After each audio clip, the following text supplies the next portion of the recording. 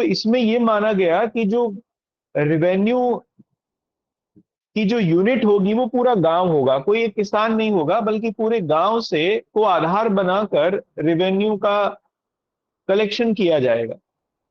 पूरे गांव का जो क्षेत्र है उसे नाप लिया जाएगा और पैमाइश करके उसकी पूरे गांव पर उसका रेवेन्यू निर्धारित कर दिया जाएगा। एक व्यक्ति को, जो गांव का मुखिया होता था जनरली, जिसे नंबरदार कहते थे, आज भी आपने गांवों में कुछ सुना होगा, नंबरदार नाम से कुछ लोग होते हैं, या ऐसे भी नहीं तो नंबरदार कह देते हैं ऐसे ही गांवों में। जैसे बीच तो का कोई है जी, बीच का कोई मुखिया टाइप का जो होता है। गांव का मुखिया को इसमें निर्धारित कर दिया गया, उसे जिम्मेदारी दे दी गई कि वो पूरे गांव का जो लगान है वो वसूल करेगा और वो फिर अंग्रेजों को दे देगा। तो इसमें ये रहा कि एडमिनिस्ट्रेशन से बच गए अंग्रेज। जो खर्चा सबसे पहला, देखो, रैयतवाड़ी सिस्टम में क्या परेशानी थी कि हर किसान से वसूल करना पड़ता था। तो कभी कभी ऐसा भी देखने में आया कि उतना रेवेन्यू जनरेट नहीं हुआ जितना एडमिनिस्ट्रेटिव का खर्चा हो गया, एडमिनिस्ट्रेशन का खर्चा हो गया। तो उससे भी एक्सपेंडिचर से बचना था, तो इन्होंने ये किया कि ऐसे ही जो गांव का मुखिया होता था उसे जिम्मेदारी दे दी गई, उसे बस कुछ राइट्स दे दिए गए विशेष तौर पर गांव के लिए। जैसे गांव का मुखिया ही मान लिया गया, उसे इंपॉर्टेंट पर्सन मान लिया गया, बस इतना भर ही। उसे ना तो इसके बदले कुछ धन मिलता था ना कुछ और मिलता था। अंग्रेजों के बीच में और गांव वालों के बीच में वो एक मध्यस्थ का काम करता था, मिडिल मैन का काम करता था। ये सिस्टम लागू किया गया। अब इस सिस्टम की सबसे बुराई क्या थी, कमी क्या थी? इस सिस्टम की कमी भी यही थी कि इसमें लगान की जो दर थी वो बहुत ज्यादा थी। कहीं कहीं पर 60% तक भी लगान था, बल्कि 66% भी देखा गया। फिर बाद में इसमें कुछ सुधार हुए, जैसे सहारनपुर रेगुलेशन के नाम से डलहौजी के समय में एक रेगुलेशन निकाला गया, उसमें लगान की दर को घटाया गया। लगान की दर निर्धारित की गई भूमि की फर्टिलिटी के आधार पर, लैंड की फर्टिलिटी के आधार पर। तो ये कुछ सुधार थे। बाद में इसका असर भी हुआ कि जो उत्तर उत्तर प्रदेश विशेष तौर पर, या कहें कि संयुक्त प्रांत का जो नॉर्थ वेस्ट वाला एरिया था, उसमें ठीक ठाक पैदावार हुई। लेकिन इससे पहले खूब अकाल पड़ा यहाँ भी, उत्तर प्रदेश में भी, महलवाड़ी सिस्टम में भी। तो हम लोग ये कह सकते हैं कि जो फेमाइन्स थे वो आते तो थे नेचुरल डिजास्टर के रूप में, कि भाई सूखा पड़ गया, बारिश नहीं हुई, एल नीनो आ गया। लेकिन देखने में यह आया कि वो बड़े लेवल पर फैल जाते थे, वास्ट एरिया को कवर कर लेते। क्यों? क्योंकि सरकार अब पूरी तरीके से ध्यान ही नहीं देती थी इस तरफ, आंख बंद करके बैठी रहती थी। तो फेमाइन शुरू तो होते थे नेचुरल डिजास्टर के रूप में, लेकिन खत्म होते थे मैन मेड डिजास्टर के रूप में, जिसके लिए पूरी तरीके से ब्रिटिश सिस्टम जिम्मेदार था। तो इससे संबंधित ये कुछ बातें हैं, अब इन्हें लिख लीजिए आप। ठीक है, महालवाड़ी। सर, हाँ जी। आपने सुबह इसके साथ में एक टॉपिक बोला था कि होम चार्जेस और बताएंगे। वो आगे आएगा, अभी होम चार्जेस का आगे आएगा, अभी इकोनॉमिक ट्रेन देखेंगे ना। हाँ, उसको मैं कराऊंगा अभी, आगे आएगा वो। पहले महालवाड़ी को लिख लो, है ना, महालवाड़ी सिस्टम तो ये रह गया है।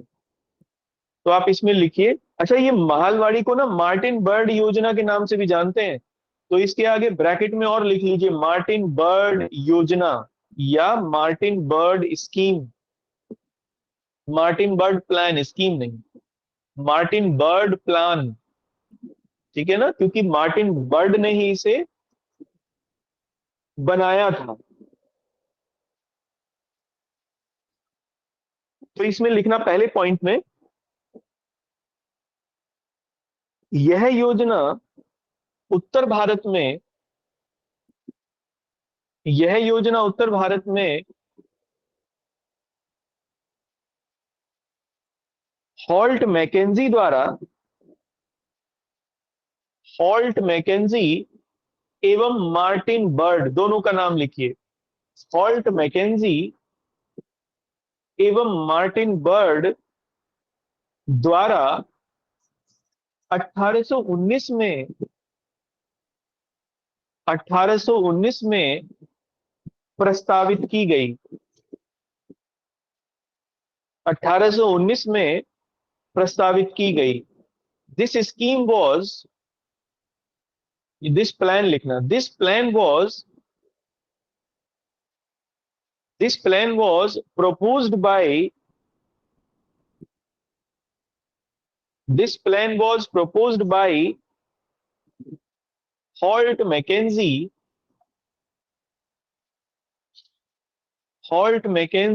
and Martin Bird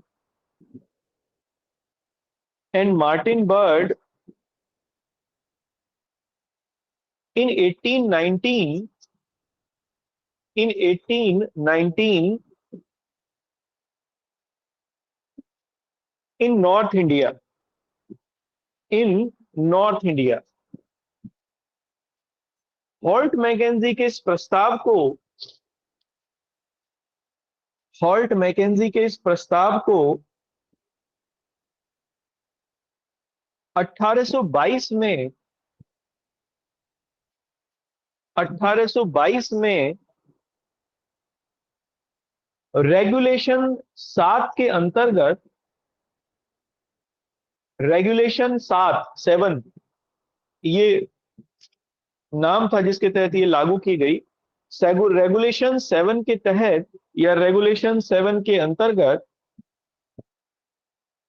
इसे कानूनी रूप दिया गया, इसे कानूनी रूप दिया गया। ठीक है ना, ये कभी कभी आ जाता है एग्जाम में, रेगुलेशन भी पूछ लेते हैं। It was given, it was given a legal status, it was given a legal status in 1822, in 1822 by regulation 7, by regulation 7 of the government। ठीक है, तो ये लागू हो गई 1822 में इस तरीके से। लेकिन विलियम बेंटिक के समय में 1833 में, 33 में विलियम बेंटिक ने इसे, एक तो ये था कि पूरे पूरे पूरे क्षेत्र में लागू नहीं थी, मतलब उत्तर प्रदेश के कुछ या संयुक्त प्रांत के कुछ क्षेत्र में लागू थी शुरुआत में। 1833 में बेंटिक ने एक रेगुलेशन पास किया, रेगुलेशन 9, जब वो गवर्नर जनरल थे। और रेगुलेशन 9 से ही से पूरे उत्तर भारत में लागू कर दिया। फिर कुछ चेंजेस जरूर किए उन्होंने, एक दो इसमें सुधार किए जो पहले नहीं थे। उन सुधारों के बाद इसे पूरे उत्तर भारत में लागू कर दिया गया, है ना। कौन कौन से एरिया थे? तो संयुक्त प्रांत, आगरा, अवध। आगरा उस समय अलग प्रेसिडेंसी होता था, प्रेसिडेंसी का नाम ही आगरा एवं अवध था। तो संयुक्त प्रांत माने उत्तर प्रदेश, उत्तर प्रदेश में नहीं आता था उस समय आगरा, है ना। और मध्य प्रांत, सेंट्रल प्रोविंस यानी मध्य प्रदेश, आगरा और अवध और पंजाब का कुछ क्षेत्र, इनमें लागू किया गया ये रेगुलेशन 9 से। तो आप लिखना अगले पॉइंट में, 1833 ईस्वी में, 1833 ईस्वी में विलियम बेंटिक ने, विलियम बेंटिक ने इसमें कुछ संशोधन किए। विलियम बेंटिक ने इसमें कुछ संशोधन किए। इन 1833, in 1833 William Bentinck made, William Bentinck made some reforms, तथा रेगुलेशन 9 के द्वारा, तथा रेगुलेशन 9 के द्वारा इसे संपूर्ण उत्तर भारत में लागू कर दिया। इसे संपूर्ण उत्तर भारत में लागू कर दिया। And it was executed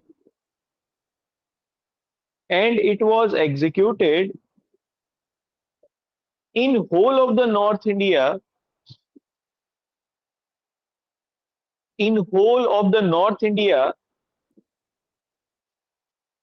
by Regulation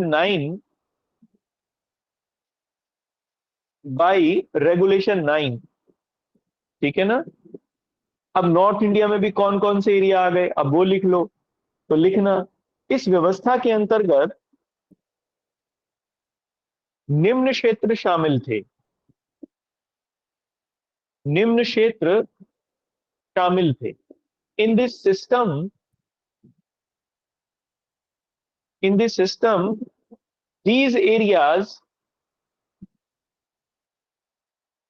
these areas has been included, है ना। कौन कौन से थे तो लिख लीजिए। संयुक्त प्रांत, यूनाइटेड प्रोविंस, है ना। दूसरा मध्य प्रांत, सेंट्रल प्रोविंस। तीसरा लिख लीजिए आगरा एवं अवध। आगरा एंड अवध, ठीक है, ये अलग एरिया था। आगरा से लेके पूरा लखनऊ तक था ये, बल्कि शायद इलाहाबाद भी इसी में ही आता था उस समय। आगरा से लेके और पूरा इलाहाबाद तक एरिया था। नेक्स्ट लिखिए, तथा पंजाब के कुछ क्षेत्र, and some parts of Punjab,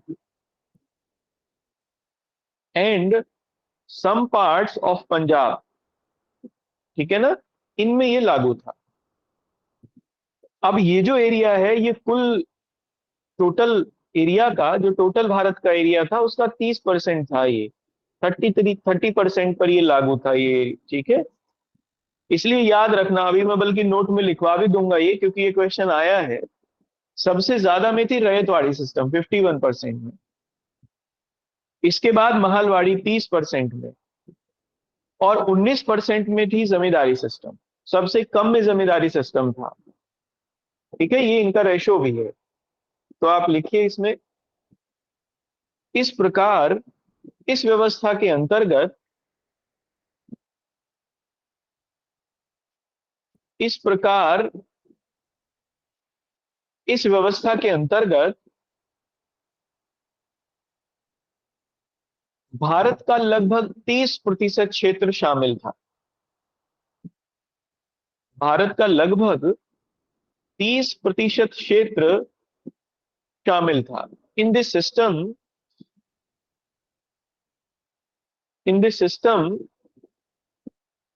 around 30% of geographical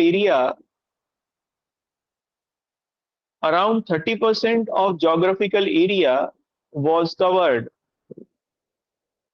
ठीक है ना।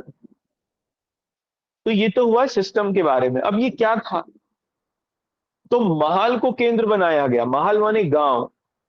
तो लिखिए अगले पॉइंट में, इस व्यवस्था के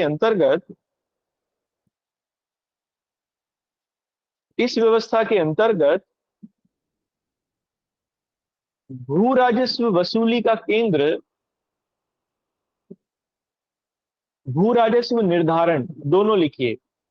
भू राजस्व निर्धारण एवं वसूली का केंद्र, भू राजस्व निर्धारण एवं वसूली का केंद्र महाल को बनाया गया। महाल ब्रैकेट में लिखना, गांव को बनाया गया। इन दिस सिस्टम महाल और village Mahal or village was the center was the center of fixation of land revenue, was the center of fixation of land revenue, and also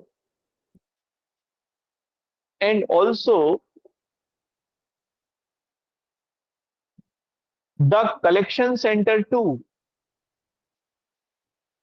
and also the collection center too. ठीक है, दोनों ही थे, collection centre भी वही था, गांव ही, और land revenue का फिक्स भी वही होता था। कंटिन्यूएशन में ही लिखना है इसमें। इसके अंतर्गत इसके अंतर्गत गांव के मुखिया को गांव के मुखिया को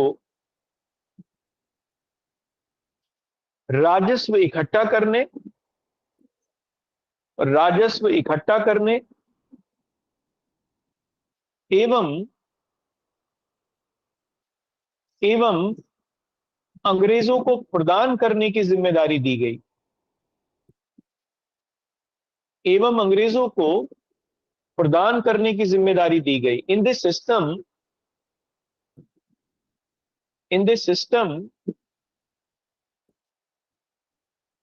the village headman the village headman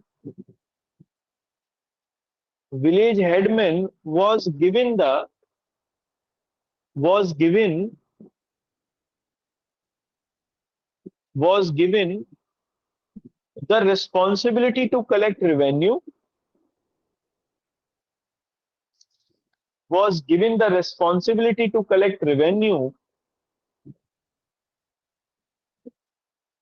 and also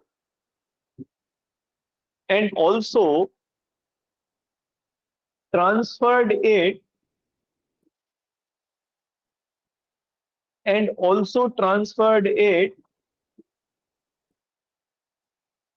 to the Britishers। ठीक है, तो विलेज हेडमैन के पास ही ये जिम्मेदारी थी कि इसे रेवेन्यू को इकट्ठा करेगा और फिर अंग्रेजों को देगा। आपने सुना होगा डाक बंगला, एक नाम सुना होगा, डाक बंगला। ये डाक बंगला इसी से संबंधित था, नॉर्थ इंडिया में मिलते हैं। इसमें होता ये था कि एक क्षेत्र में एक डाक बंगला होता था, जिसमें जो कलेक्टर था डिस्ट्रिक्ट का, जिसे कलेक्टर कहते थे, रेवेन्यू कलेक्ट करने वाला ही होता था, वो डिस्ट्रिक्ट मैजिस्ट्रेट भी था, कलेक्टर भी था। दोनों एक ही बात थी उस समय, मतलब एक ही बात माने कि अभी भी वैसे एक ही बात है, लेकिन उसके पास उस समय उसे कलेक्टर कहते थे। डिस्ट्रिक्ट मैजिस्ट्रेट के राइट्स तो उसे बाद में दिए गए। कलेक्टर जो था वो डाक बंगले पर रहता था और वही गांव के मुखिया जाकर उसे जो भी कलेक्शन है वो ट्रांसफर किया करते थे। ये सिस्टम था। डाक बंगला उसी समय बना, या उसी समय ये कॉन्सेप्ट भी आई। एक चीज अगले पॉइंट से लिखना, ये तो हुआ इस सिस्टम के बारे में। अब इसकी कमी क्या थी, पहले अच्छाइयां देखते हैं। अच्छाई तो इसकी ये थी कि अंग्रेजों को इससे ये लाभ हुआ, एडमिनिस्ट्रेशन के मामले में उन्हें कोई खर्चा नहीं करना पड़ा, और ना ही लैंड रेवेन्यू को इकट्ठा करने में कोई खर्चा करना पड़ा। आसानी से एडमिनिस्ट्रेशन का जो भी खर्चा था उन्होंने उसको बचा लिया। एक चीज, एक तो लाभ अंग्रेजों को ये हुआ। दूसरा, लैंड रेवेन्यू फिक्स नहीं था,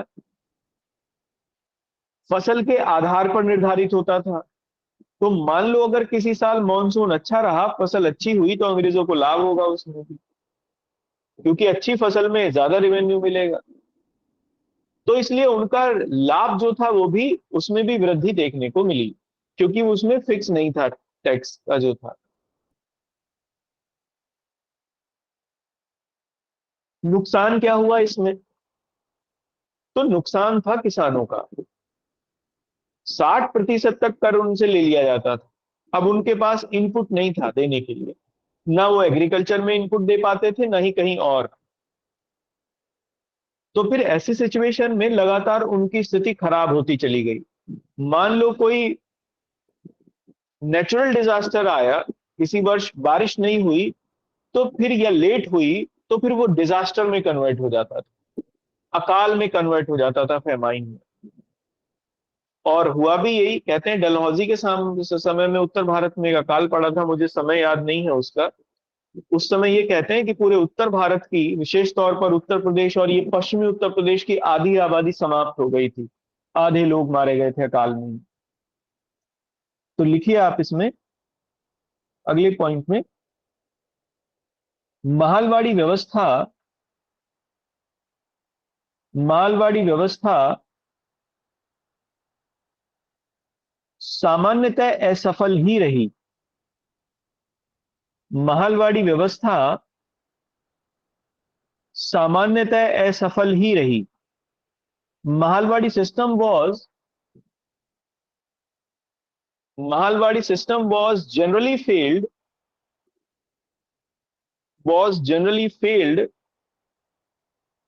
क्योंकि क्योंकि इसमें लगान की दर अत्यधिक थी।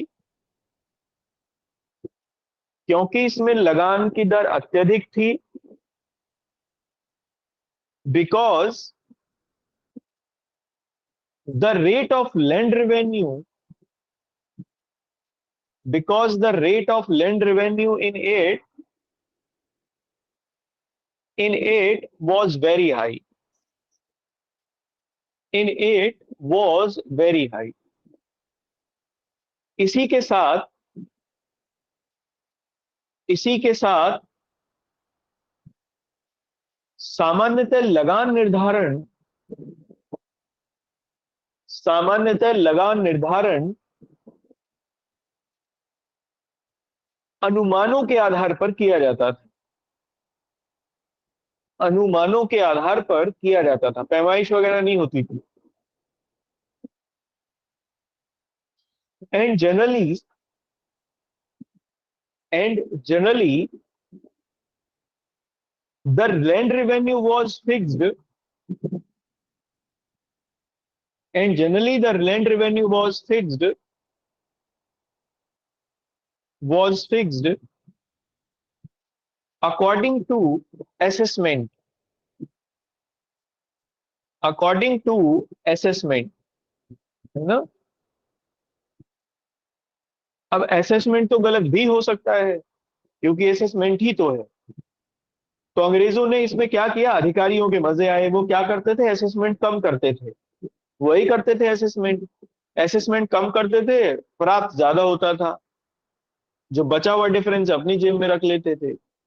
तो अंग्रेज अधिकारियों को तो लाभ हुआ इसमें, लेकिन बाकी सभी को नुकसान था। तो आप इसमें लिखना अगले पॉइंट में, उपरोक्त कारणों के फलस्वरूप उपरोक्त कारणों के फलस्वरूप किसानों की स्थिति खराब हुई या दयनीय हुई। किसानों की स्थिति दयनीय हुई। Due to the above reason due to the above reason the farmers prospectus the farmers prospectus was reduced।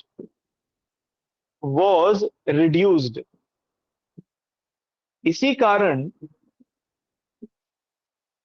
इसी कारण समूचे उत्तर भारत में समूचे उत्तर भारत में व्यापक स्तर पर अकाल पड़े। व्यापक स्तर पर अकाल पड़े, ठीक है ना। And due to it and due to it generally outbreak of famines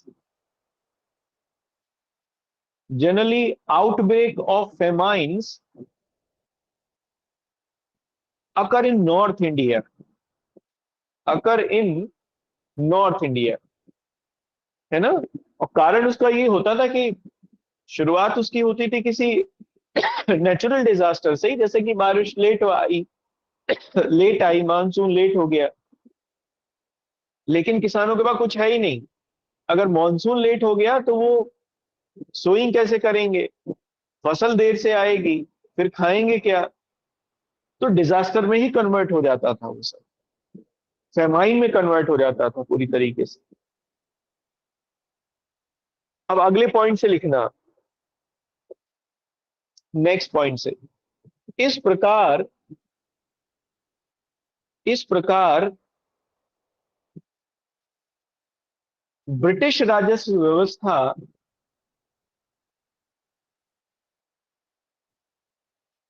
इस प्रकार ब्रिटिश राजस्व व्यवस्था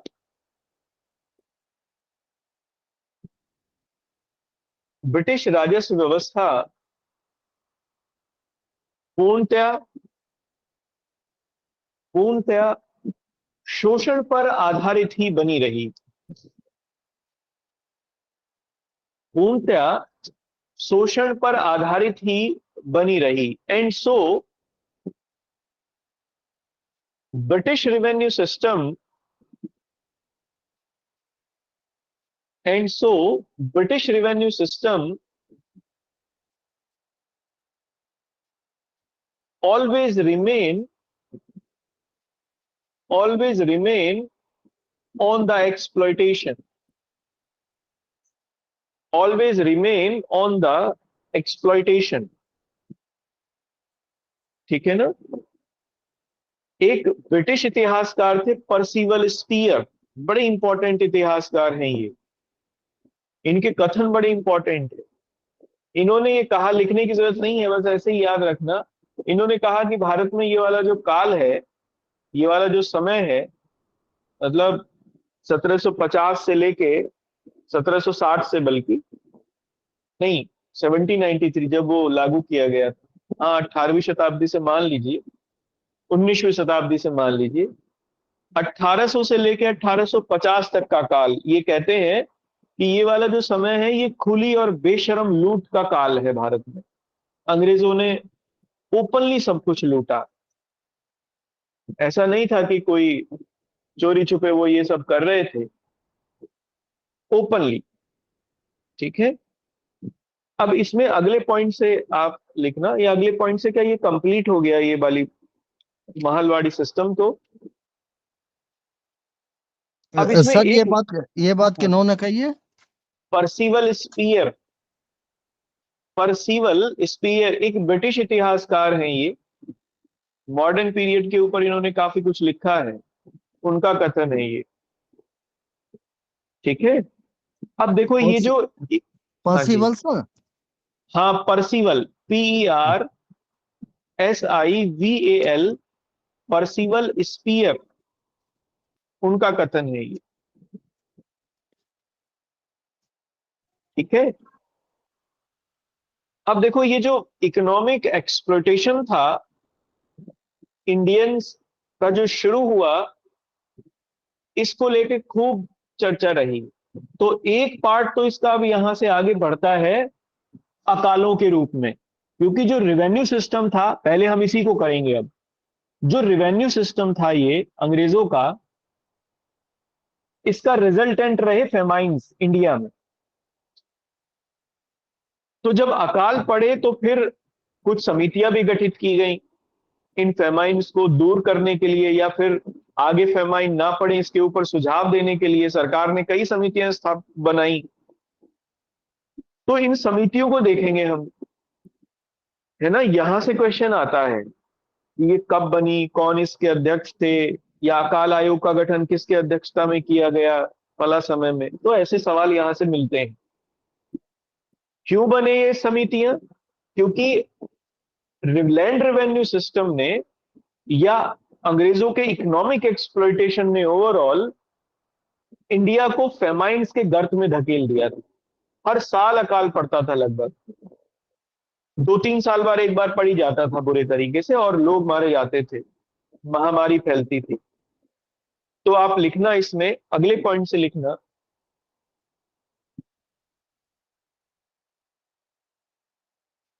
राजस्व नीतियों के कारण या राजस्व नीतियों की विफलता के कारण,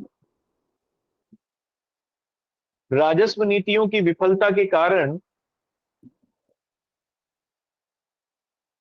भारत में पड़ने वाले अकालों,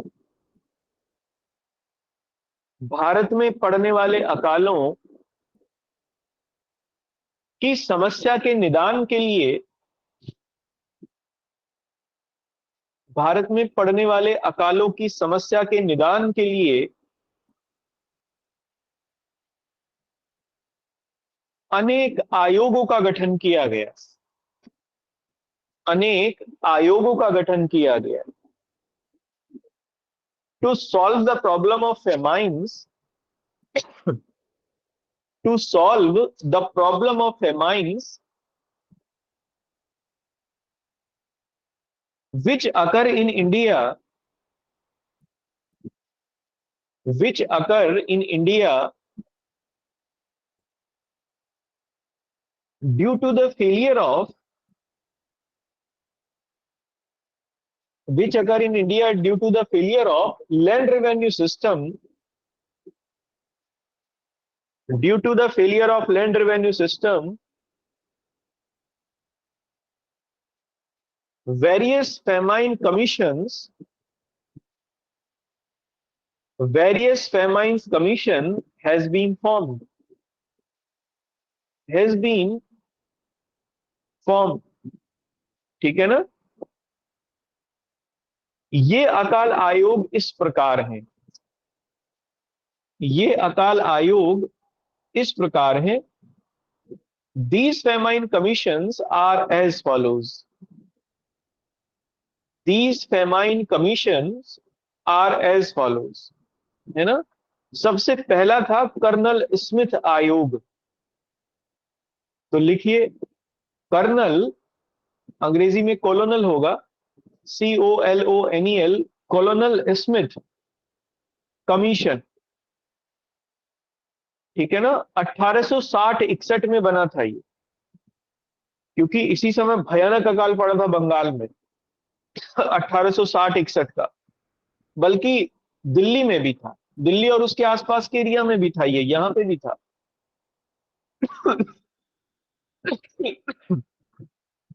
इसके इसके इसके निदान के लिए गठित किया गया, लेकिन इसने कोई सुझाव या इसने कोई बहुत बढ़िया सिफारिश की नहीं, या कोई की भी तो उसे लागू नहीं किया, मतलब इसका कोई रिजल्ट नहीं निकला। तो इसके आगे डैश करके लिखना, उत्तर भारत एवं बंगाल में पड़े अकाल, उत्तर भारत एवं बंगाल में पड़े अकाल के फलस्वरूप गठित किया गया, के फलस्वरूप गठित किया गया। It was formed, it was formed during the famine of North India, during the famine of North India and Bengal। ठीक है? तो रिजल्ट नहीं निकला तो कुछ लिखेंगे नहीं। दूसरा लिखिए, जॉर्ज कैंपबेल समिति, जॉर्ज कैंपबेल समिति, जॉर्ज कैंपबेल कमेटी, है ना? जॉर्ज कैंपबेल कमेटी, ये 1866 से 67 तक था, 1866 से 67 तक ये काम किया इसने। उड़ीसा में अकाल पड़ा था, तब इसको गठित किया गया था। तो टाइम पीरियड लिख लीजिए 1866 से 67 तक। आपको इसमें याद क्या रखना है? बस नाम याद रखना है, इसका समय याद नहीं रखना, नाम याद रखना है कौन सा था। एक आध पॉइंट और है जो आता है अमूमन एग्जाम में, वो लिखवाऊंगा अभी मैं आगे। इसके आगे डैश करके लिखिए। उड़ीसा में पड़े अकाल के उड़ीसा में पड़े अकाल के फलस्वरूप गठित किया गया। उड़ीसा में पड़े अकाल के फलस्वरूप गठित किया गया। was formed due to famine in Odisha. Was formed due to famine in Odisha. Next लिखिए स्ट्रेची आयोग, ये बहुत इंपॉर्टेंट है। स्ट्रेची आयोग, यहां से सवाल आता है हर बार, मतलब जब भी अकाल से आएगा यहां से आएगा। स्ट्रेची, STRETCHY, स्ट्रेची कमीशन 1880 में बना। ये इसलिए इंपॉर्टेंट है, देखो इस समय भी नॉर्थ इंडिया में अकाल पड़ा था, महाराष्ट्र में भी अकाल था इस समय, उत्तर भारत और महाराष्ट्र में। तो जो उस समय का उभरता हुआ नेतृत्व था, जैसे रमेश चंद्र बनर्जी, सुरेंद्र नाथ बनर्जी और दादा भाई नौरोजी, है ना, इन सब लीडर्स ने ये मांग की कि एक कम से कम अकाल आयोग तो गठित कर दो, और वो ऐसा आयोग हो जो सही तरीके से अकाल की स्टडी करके और अपनी कुछ रिकमेंडेशन दे। उनकी मांगों पर जब दबाव बना सरकार के ऊपर तो यह गठित किया गया। इसने ये कहा कि जो फेमाइन है वो शुरू तो होते हैं नेचुरल डिजास्टर से, लेकिन बढ़ते हैं मैन मेड नेग्लिजेंस की वजह से, मतलब वो बाद में मैन मेड बन जाते हैं, गवर्नमेंट नेग्लिजेंस की वजह से वो बढ़ते हैं। ये खुद ब्रिटिश आयोग ने कहा। इसलिए क्या करना चाहिए, इन्होंने कहा एक फेमाइन कोड बनना चाहिए, अकाल संहिता बननी चाहिए। और जैसे ही मान लीजिए किसी एरिया में कोई अकाल पड़ता है तो फिर उस फेमाइन कोड के आधार पर उस एरिया में कार्रवाई हो। पशुओं के लिए चारे की व्यवस्था की जाए, लोगों के लिए खाने की व्यवस्था की जाए, पानी वगैरह पीने की व्यवस्था की जाए, और अन्य जगहों से लोगों को उस जगह पर आने पर रोक लगाई जाए, क्योंकि वहां बीमारियां वगैरह फैल जाती थी, लोग मर जाते थे, सड़ जाते थे, बीमारी फैल जाती थी। प्लेग इसीलिए बहुत ज्यादा फैलती थी, क्योंकि लोग इतने ज्यादा संख्या में मरते थे कि बाद में चूहे लोगों को खा लेते थे, और फिर लोगों में चूहे फिर मरने लगते थे, फिर प्लेग या ब्लैक डेथ उस समय बहुत ज्यादा थी ये सिचुएशन। तो ये भी एक कारण था उसका। तो ये भी उन्होंने रिकमेंडेशन की कि दूसरी जगह से लोगों को उस क्षेत्र में ना आने दिया जाए जो अकाल प्रभावित। आपसे क्या पूछा जाएगा, फेमाइन कोड पूछा जाएगा, क्योंकि ये सबसे इंपॉर्टेंट पर्सपेक्टिव था स्ट्रेची कमीशन का। तो फेमाइन कोड इस समय बना 1883 में, रिकमेंडेशन 1880 में आई, 83 में फेमाइन कोड बना दिया गया था। तो आप लिखो, इस आयोग ने यह माना कि इस आयोग ने यह माना कि यद्यपि अकाल यद्यपि अकाल की शुरुआत यद्यपि अकाल की शुरुआत प्राकृतिक विपदा के रूप में शुरू होती है यद्यपि अकाल की शुरुआत प्राकृतिक विपदा के रूप में होती है, although although famine start due to natural disaster, परंतु उसकी वृद्धि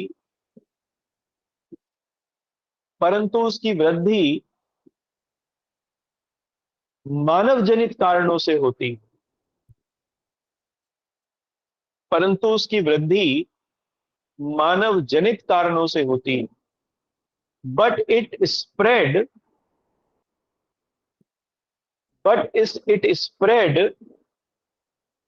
due to man made causes. Due to man made causes. ठीक है ना, यहां तक बात समझ आई? बताइए, क्लियर है सबको यहां तक? Yes sir. अच्छा, मेरी आवाज सबको आ रही है? सर मैन नहीं मेड सर। काज, मैन मेड काज इस वजह से कि ज्यादा जो रेवेन्यू वसूल करते थे। मैन मेड इसलिए, रेवेन्यू तो इन्होंने नहीं कहा कि रेवेन्यू वसूल लेगा। मैन मेड इसलिए कि जब मान लीजिए बारिश नहीं हुई, मॉनसून लेट हो गया, तो सरकार किसी तरीके की कोई रिलीफ नहीं देती थी किसानों को। ना ही सूखा पड़ रहा है तो इरिगेशन फैसिलिटीज प्रोवाइड करती थी, या रेवेन्यू को कम कर देती हो, या लोगों को खाने पीने चारे की व्यवस्था कुछ कराती हो। सरकार कुछ नहीं करती थी। क्या करती थी? लगान वसूल करती थी। अकाल के समय भी लगान वसूल करती थी। लोग भाग जाते थे खेत छोड़ के अपने, क्योंकि उनके पास था ही नहीं देने के लिए, क्या देते। इसलिए 1860 वाट के टाइम में तो ये कहा गया है कि उत्तर भारत में जब अकाल पड़ा तो लोग यहां से अपने घर छोड़ के भाग गए थे, अलग अलग एरियाज में। इसलिए उत्तर भारत पूरा निर्जन हो गया, यहाँ लोग ढूंढे नहीं मिलते थे, ऐसी स्थिति थी। तो ये कारण थे मैन मेड। मान लीजिए कहीं पर कोई प्रॉब्लम है तो सरकार का काम है कि वहां पर रिलीफ की जानी चाहिए, रिलीफ पहुंचाई जानी चाहिए, ना कि उल्टा उसे और ज्यादा खराब किया जाए सिचुएशन को। तो उन्होंने यही कहा। और इसका एक रीजन उन्होंने और भी बताया। इन्होंने कहा ना तो कोई कोड है ऐसा, सरकार ने कोई कानून ही नहीं बनाया है इस समस्या के निदान के लिए, और ना ही कोई फंड एलोकेट किया है। भाई जब अकाल पड़ते हैं बार बार और सरकार रेवेन्यू इकट्ठा करती है, तो सरकार की यह भी जिम्मेदारी है कि कुछ फंड भी ले इकट्ठा करे, वो फेमाइन के टाइम में उसको यूज करे। तो इन्होंने स्ट्रेची आयोग की सिफारिश के आधार पर एक तो फेमाइन कोड बना और एक फेमाइन फंड भी बनाया गया, अकाल कोष की गठन किया गया था। तो ये भी लिखना है आपको इसमें, तो लिखिए, स्ट्रेची आयोग की सिफारिशों के आधार पर स्ट्रेची आयोग की सिफारिशों के आधार पर स्ट्रेची आयोग की सिफारिशों के आधार पर अकाल कोष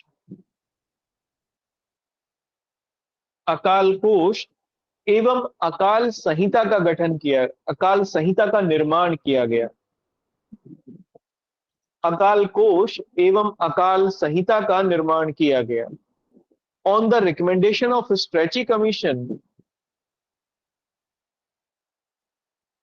on the recommendation of Stretchy Commission, Famine Code, Famine Code and Famine Code and Famine Fund has been formed। Bracket में लिखना 1883। ये दोनों चीजें 1883 में बनी थी। ठीक है, अगले पॉइंट में लिखना, नेक्स्ट लिखना, ये भी इंपॉर्टेंट है बहुत। लॉयल आयोग, लॉयल, बल्कि लायल कहेंगे इसे, LAYEL या LOYAL होगा शायद, LOYAL, loyal commission. Richard loyal थे जिनकी लीडरशिप में ये बना। ये 1897 में बना, तो ब्रैकेट में लिख लीजिए 1897। देखो 1896 और 97 में भयानक अकाल पड़ा महाराष्ट्र में। नॉर्थ इंडिया भी उससे कुछ मतलब अफेक्ट हुआ, लेकिन महाराष्ट्र सबसे ज्यादा अफेक्ट होने वाला था। और ये कहते हैं कि महाराष्ट्र में जो उग्र राष्ट्रवाद आया, अल्ट्रा नेशनलिज्म जो देखने को मिला, वसुदेव बलवंत फड़के और बाद में फिर आ, आ, उनका क्या, तिलक, वो इसी अकाल की देन थे। वसुदेव बलवंत फड़के ने इसी अकाल के दौरान सबसे पहले अंग्रेजों को मारा था। क्या था उनका नाम, जैक्सन था या निक्सन था, जो डिस्ट्रिक्ट मजिस्ट्रेट थे। 1896 का ये ग्रेट फेमाइन माना जाता है इंडिया का। इसमें लॉयल कमीशन गठित किया गया। इन्होंने भी स्ट्रेची कमीशन की सिफारिशों को ही सही माना। इन्होंने कहा जो स्ट्रेची ने कहा है बिल्कुल सही कहा है, इसे ही लागू करिए। इसलिए स्ट्रेची कमीशन की सिफारिशों को ही एज इट इज लागू कर दिया गया। तो एक ये है, तो लिख लीजिए इसमें। यह 1896 97 के 1896 97 के भीषण अकाल के दौरान गठित किया गया। भीषण अकाल के दौरान गठित किया गया। It was formed it was formed in 1896. It was formed during the famine of it was formed during the famine of 1896 97। इसने स्ट्रेची कमीशन की सिफारिशों को ही आगे बढ़ाया। इसने स्ट्रेची कमीशन की सिफारिशों को ही आगे बढ़ाया। It recommended it recommended the all recommendation of stretchy commission। ठीक है ना। और लास्ट लिखिए, ये लास्ट अकाल आयोग था 1900 में बना, मैकडोनल आयोग, मैकडोनल कमीशन, मैकडोनल कमीशन 1900 में बना, 1900 लिख लीजिए। ठीक है। देखो इन्होंने स्ट्रेची कमीशन की सिफारिशें जो थी उन्हीं को ठीक बताया, बस एक चीज इन्होंने ऐड कर दी। इन्होंने कहा कि जो वर्क किया जाना चाहिए राहत का, उसमें गांव केंद्र हो सबसे पहले। गांवों को सेंटर में रखकर सबसे पहले रिलीफ मेजर्स यूज किए जाने चाहिए, ना कि शहरों को। क्योंकि सरकार अगर कुछ करती भी थी ना तो शहरों में ही कर लेती थी, गांवों में नहीं करती थी। तो लिखिए इसमें लास्ट पॉइंट में, इन्होंने अकाल सहायता के दौरान इन्होंने अकाल सहायता के दौरान गांवों को केंद्र बनाए जाने की सिफारिश की। गांवों को केंद्र बनाए जाने की सिफारिश की। he recommended he recommended to make villages as the relief center, to make villages as the relief center during the famine, during the famine। ठीक है ना। ये आपका कंप्लीट हो गया। सारे आयोग मैंने आपको फेमाइन्स के करा दिए। हमारा ये एक थीम यहां पे कंप्लीट हो जाता है, लैंड रेवेन्यू या इकोनॉमिक एक्सप्लॉइटेशन का ब्रिटिशर्स का। एक बचता है, और वो बचता है ड्रेन ऑफ वेल्थ थ्योरी के रूप में। हो गया कि भाई अकाल पड़े और उसके लिए सिस्टम की वजह से या एक्सप्लॉइटेशन की वजह से।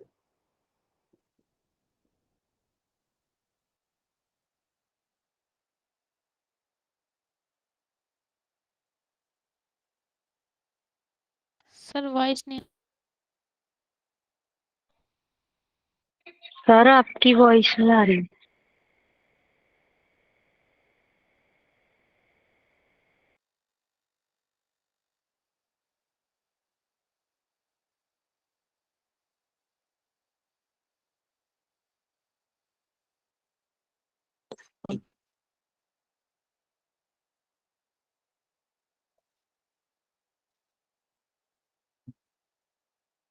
हाँ जी, अब मेरी आवाज आ रही है आपको? Yes sir. हाँ जी, तो एक थीम तो ये कंप्लीट हो गई। दूसरी थीम हमारी बचती है theory of drain of wealth के अंतर्गत। जो राष्ट्रवादियों ने, जो अर्ली नेशनलिस्ट थे हमारे, जो शुरुआत के राष्ट्रवादी लोग थे, नेता थे, उन्होंने कैसे ब्रिटिश इकोनॉमिक एक्सप्लॉयटेशन को सामने रखा, ये सब बातें उन्होंने बताई कि अंग्रेज कैसे हमारा शोषण कर रहे हैं। और आगे फिर जो नेशनलिज्म की शुरुआत होती है इंडिया में, वो इकोनॉमिक क्रिटिक के माध्यम से ही होती है। तो इसको हम लोग अगली क्लास में करेंगे, ये वाला हमारा एक नया थीम होगा। तो आप इसमें हेडिंग लिख लीजिए, मैं एक हेडिंग बना देता हूं जिससे मुझे भी याद रहेगा कि आगे मुझे क्या कराना है। इसमें आप लिखना इकोनॉमिक क्रिटिक, हेडिंग लिखना ये, और मुझे याद दिला देना, economic critic of British exploitation, economic critic of British exploitation, British शोषण का, ब्रिटिश शोषण की आर्थिक आलोचना, and and the contribution of early nationalist, ये पूरा टॉपिक है, and the contribution of early nationalist, early nationalist तथा इसमें शुरुआती राष्ट्रवादियों का, तथा इसमें शुरुआती राष्ट्रवादियों का योगदान। और ब्रैकेट में लिख लेना इसके आगे, economic drain theory, economic drain theory, या ड्रेन ऑफ वेल्थ थ्योरी, जो भी लिखना चाहें, ड्रेन ऑफ वेल्थ थ्योरी लिख लीजिए। ड्रेन ऑफ वेल्थ थ्योरी, धन के निष्कासन का सिद्धांत। ठीक है ना? इसे हम लोग करेंगे अगली क्लास में। ठीक है, कोई क्वेरी है किसी की तो पूछ लीजिए। सर आपने क्या बोली थी, ब्रिटिश शोषण की आर्थिक तथा? आलोचना। अब मुझे नहीं पता है मैंने ओके क्या सर। बोला था, मुझे नहीं जानकारी, किसी ले लो। हाँ, आर्थिक आलोचना होगा, okay, economic thank you critic sir. है ना। हाँ जी, ओके जी, थैंक यू।